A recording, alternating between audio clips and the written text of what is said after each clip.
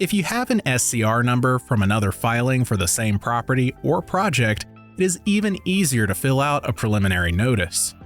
First, on the dashboard, at the top, enter an entry number in the text box and click on Go to Entry Number.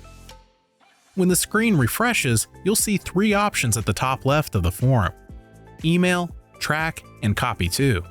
Select Copy To and then Preliminary Notice.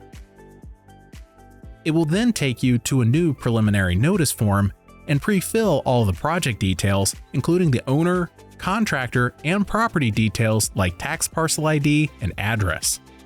Fill in who contracted you, and if you have already filed anything in the SCR, your information should be pre-filled too. Use the Copy To button from any valid filing on this project. You don't have to use the filing based on the person who hired you. It is best to use the Copy To button from a notice of bank loan, the general contractor's preliminary notice, or the building permit, because those filings are most likely to have all of the right information on them.